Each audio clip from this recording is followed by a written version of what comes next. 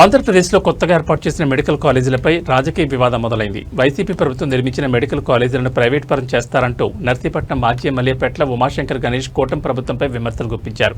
నర్సీపట్నంలో జరిగిన సమావేశంలో ఆయన మాట్లాడుతూ గత వైఎస్ఆర్సీపీ ప్రభుత్వంలో 15 కొత్త మెడికల్ కాలేజీలు మంజూరు చేశామని, వాటిలో 7 ఇప్పటికే పూర్తయ్యాయని, మిగతా నిర్మాణంలో ఉన్నాయని పేర్కొన్నారు. ఎన్డీఏ ప్రభుత్వం ఇప్పుడు ఆ పెండింగ్ కాలేజీలను పూర్తి చేయడానికి అసెంబ్లీలో తీర్మానం చేయడం తనకు సంతోషాన్ని ఇచ్చిందని అన్నారు. ఈ సందర్భంగా మాజీ ఎమ్మెల్యే గణేష్ స్పీకర్ అయ్యన్న పాత్రుడికి ఒక వీడియో ద్వారా సవాల్ విసిరారు. మీకు దమ్ముంటే గత ప్రభుత్వంలో మంజూరైన 15 మెడికల్ కాలేజీలను ప్రైవేట్ పరం చేయకుండా ఉండగలరా అని ఆయన ప్రశ్నించారు. పెండింగ్లో ఉన్న కాలేజీలను పూర్తి చేసి ప్రజలకు ఉచిత వైద్యం అందించాలని కూడా ఆయన డిమాండ్ చేశారు. అందరికీ నమస్కారం అండి. మన దేశానికి స్వాతంత్రం వచ్చినప్పటి నుంచి కూడా మరి ఆంధ్రప్రదేశ్ రాష్ట్రంలో 2019 నాటికి కేవలం మరి 11 మెడికల్ కాలేజీ మాత్రమే ఉన్నాయి, ప్రభుత్వ మెడికల్ కాలేజీ. కానీ జగనన్న ముఖ్యమంత్రి అయిన తర్వాత మరి సుమారుగా 17 మెడికల్ కాలేజీలు మరి శాంక్షన్ చేసిన ఘనత గౌరవ మరి మాజీ ముఖ్యమంత్రి జగన్మోహన్ గారు అని చెప్పి మీ ద్వారా తెలియపరచడం జరుగుతుంది. ముఖ్యంగా చెప్పాలంటే మా ప్రాంతానికి సంబంధించి ఉమ్మడి విశాఖపట్నం జిల్లాలో మరి సుమారుగా 100 సంవత్సరాల క్రితం మరి అక్కడ ఆంధ్ర మెడికల్ కాలేజీ ఉంది. కానీ జగనన్న ముఖ్యమంత్రి అయిన తర్వాత జగనన్న దయ వల్ల మా ఉమ్మడి విశాఖపట్నం జిల్లాలో పాడేరులో శాంక్షన్ చేశారు మెడికల్ కాలేజీ. అలాగే మా నర్సీపట్నంలో కూడా మెడికల్ కాలేజ్ శాంక్షన్ చేశారు వైఎస్ జగన్మోహన్ గారు. మరి అంటే సుమారుగా 500 కోట్ల రూపాయలతో 630 పడకల హాస్పిటల్, అది సుమారుగా 150 ఎంబీబీఎస్ సీట్లు. అయితే ముఖ్యంగా ఈరోజు చెప్పాలంటే అది ఎందుకు పెట్టారంటే మా ప్రాంతంలో వేలాది మంది వైద్య సేవలు కావాలంటే సుమారుగా 2 గంటల పాటు ప్రయాణం చేసి వైజాగ్లో వెళ్ళాలి.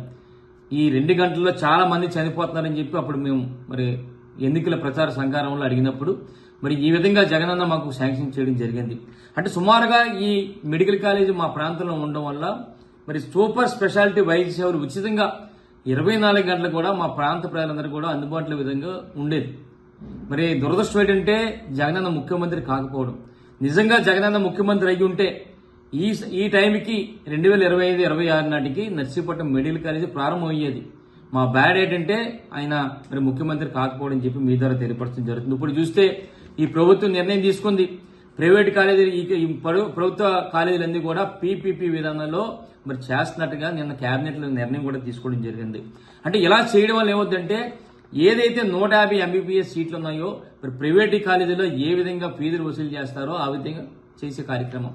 ముఖ్యంగా మా ప్రాంత ప్రజలకి మరి ఏదైతే ఉచితంగా వైద్య సేవలు అందించాల్సిన ఈ మెడికల్ కాలేజీలో ఇప్పుడు ఈ ప్రైవేట్ పరం చేయడం వల్ల మరి సుమారుగా విశాఖపట్నం వెళ్ళి ఏ విధంగా కార్పొరేట్ హాస్పిటల్లో మరి వైద్యం ఖర్చు అవుతుందో అదే విధంగా మా ప్రాంతంలో కూడా మెడికల్ కాలేజ్ ఉన్నప్పటికీ కూడా మరి ఎంతో వృధాగా అయ్యే కార్యక్రమం చెప్తున్నాను. ఎందుకంటే ఈరోజు అయ్యన్న పాత్రుడు మరి ఈ విధంగా మా ప్రభుత్వ మెడికల్ కాలేజీని ప్రైవేట్ పరం చేయడం వల్ల మా ప్రాంత ప్రజలకు మరి ద్రోహం చేస్తాడని చెప్పి మీ ద్వారా తెలియపరచడం జరుగుతుంది. ఒకటే చెప్తున్నా అయ్యన్న పాత్రుడికి, నీకు చేతనైతే ఏదైతే నర్సీపట్నం మెడికల్ కాలేజీ ప్రభుత్వ మెడికల్ కాలేజీని ప్రభుత్వ పరంగా చేయి, లేకపోతే ఊరుకో.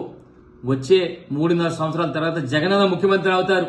ముఖ్యమంత్రి అయిన తర్వాత మళ్ళీ ఇది ప్రభుత్వ మెడికల్ కాలేజ్ చేసి మన ప్రాంతంలో వేలాది మందికి ఉచితంగా వైద్య సేవలు అందిస్తామని చెప్పి మీ ద్వారా అయ్యన్న పాత్రుడిగా చెప్పడం జరుగుతుంది. అంతేగాని అయ్యన్న పాత్రుడు ప్రైవేట్ పరం చేసి ఈ మెడికల్ కాలేజీ మీద వ్యాపారం చేయాలనుకోవడం చాలా దురదృష్టం అని చెప్పి సందర్భంగా తెలియపరచడం జరుగుతుంది. ముఖ్యంగా చెప్పాలంటే మరి ఎన్నికల ముందు అయ్యన్న పాత్రుడు చాలా తప్పుడు ప్రచారం చేశాడు. ఇదంతా మెడికల్ కాలేజీ బోటకం, ఇదంతా గ్రాఫిక్స్ కావాలనే ప్రజలు మభ్య పెడుతున్నారని చెప్పి ఎన్నికల ముందు మతి ఉండి మాట్లాడాడో మతి లేక మాట్లాడాడో తెలియదు. తీరా అధికారంలోకి వచ్చిన తర్వాత కూడా ఒక ఉన్నతమైన స్థానంలో ఉన్నాడు కూడా ఇప్పుడు కూడా అదే పాట పాడుతున్నాడు. అది బోటకం అంటాడు, అక్కడికి శాంక్షనే లేదంటాడు. అసలు శాంక్షన్ కాకుండా ఎందుకు కట్టారు బిల్డింగ్లు అంటారు. అది ఎన్సీసీ సంస్థ, పెద్ద సంస్థ. మరి ఏ శాంక్షన్ లేకుండా కడతారా అని చెప్పి అడుగుతున్నా అయ్యన్న పాత్రుడిని. కనీసం నీకు మతి ముందు మాట్లాడుతున్నావా, మతి లేక మాట్లాడుతున్నావు అయ్యన్న పాత్రుడిని మీ ద్వారా అడగడం జరుగుతుంది. అయితే ముఖ్యంగా చూస్తే ఈ రోజు నిన్న చూసాం క్యాబినెట్లో, ఆంధ్రప్రదేశ్ రాష్ట్ర క్యాబినెట్లో కొన్ని నిర్ణయాలు తీసుకున్నారు. ఒక్కసారి అవి చూస్తే స్వయాన మంత్రిగా రాష్ట్ర మంత్రి గారు ఏమన్నారు ఒకసారి ఉందాం.